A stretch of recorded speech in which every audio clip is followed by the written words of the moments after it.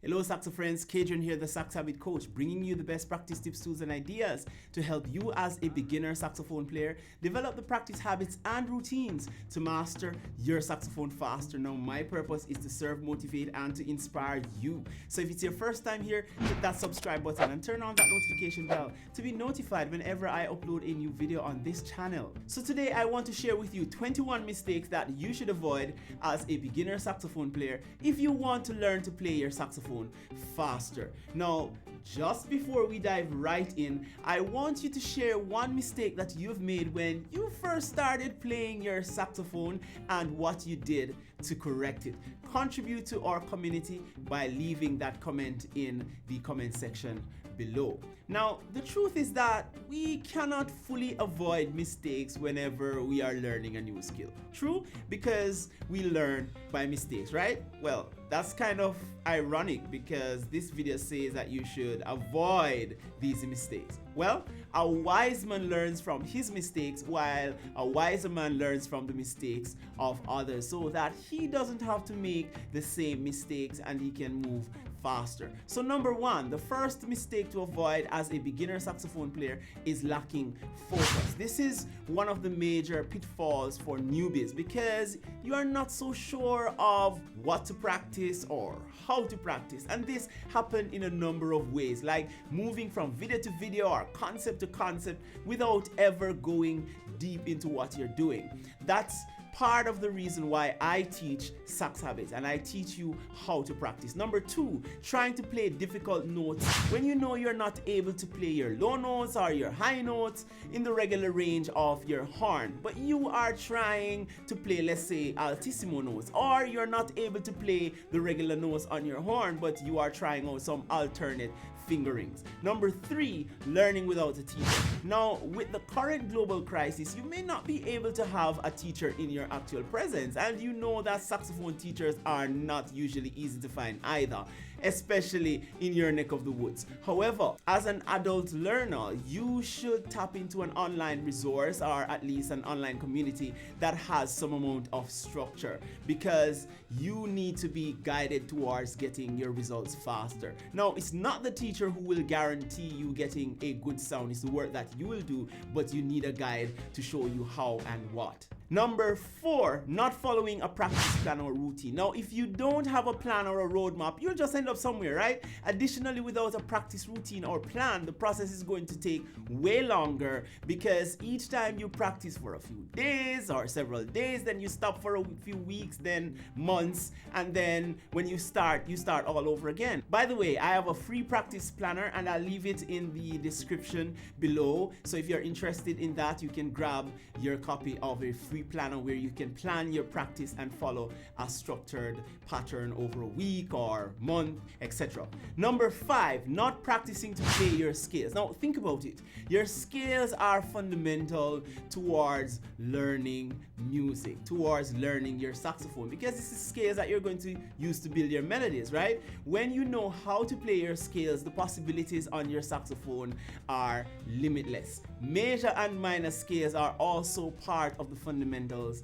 that I teach beginner saxophone players in my sax community, Sax Mastery Academy. You can check the link below for more information about that. Number six, being a passive learner. So that involves watching a ton of YouTube videos but never applying the information learned because it's so much, it becomes overwhelming, right? Number seven, avoiding long tones. Now, if you approach long tones from the mindset that they are boring to play, then they will be boring. But whether they are boring or not, long tones are the easiest way as a beginner sax player that you can develop a solid embouchure that is responsible for how you sound as well as eliminating the squeaks on your horn. Also, they help to develop your breathing. A question here, do you practice long tones, and if so, how often? If not, why not? Leave a comment below. Number eight, not recording yourself. You have to record yourself because how will you know how you sound now than how you sounded 6 months ago? You need to get feedback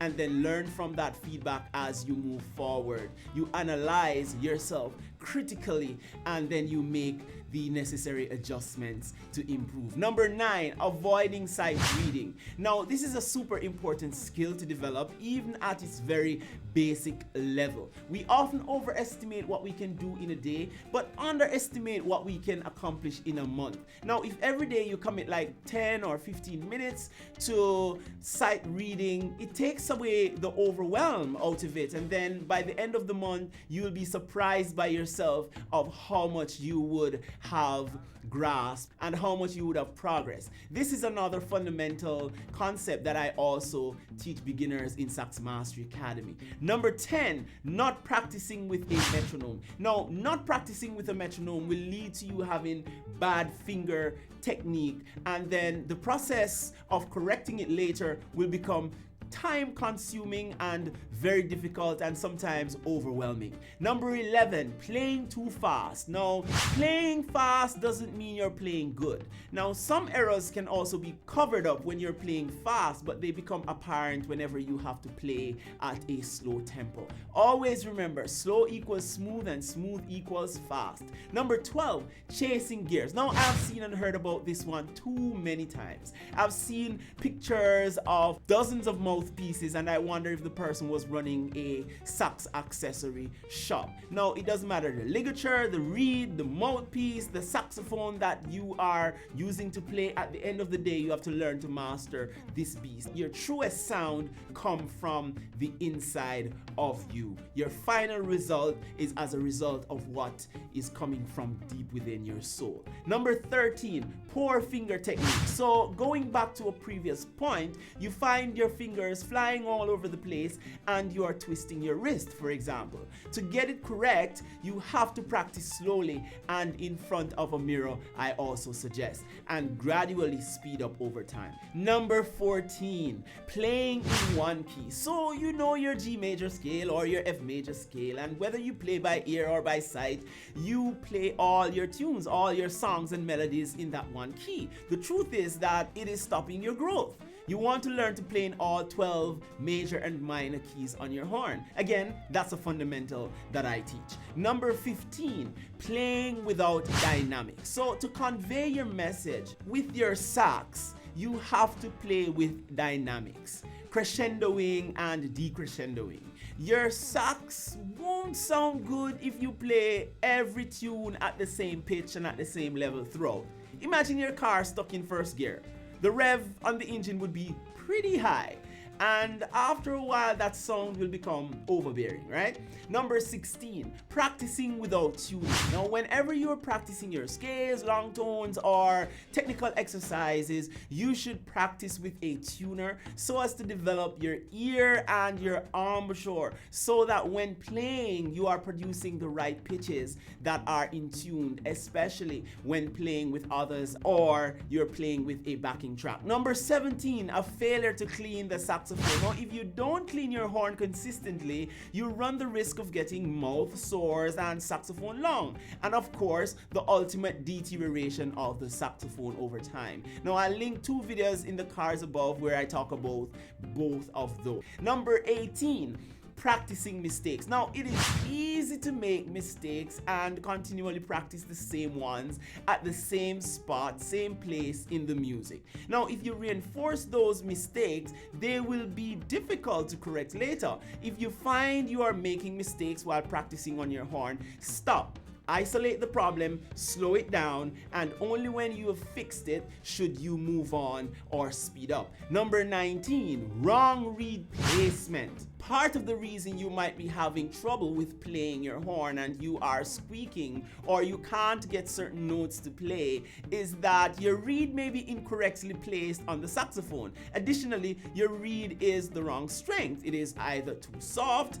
or it is too hard. Now, my reed and mouthpiece setup has got to be exact, or else my sax will not play how I really want it to. But how do I know that? Because I spend a lot of time learning about my saxophone. Number 20, not keeping your melodies simple. Now, I was guilty of this when I just started learning to play the saxophone. The moment the music started, I started improvising or playing around the notes, what I thought was improvising, instead of playing the notes. Number 21 and last, overkilling your embouchure. So you are in the honeymoon stage of learning the sax and you sit down for 3 or 4 hours playing your sax non-stop without taking any breaks. You have to rest, guys. You have to rest your embouchure. Otherwise, you're going to find ear coming out through the sides of your cheek after about 45 minutes or so, because your embouchure is not used to that kind of strain, that kind of pressure, because it's not fully developed to handle that yet. Practice with a timer, and every 5 or 10 minutes you give yourself a break, and halfway through your 1 hour practice you give yourself 10 minutes. Can you relate to any of these 21 mistakes in this video? If so, share with us which mistakes you made and the corrective methodologies that you applied to yourself in the process. As always, guys, push play until something happens. Peace.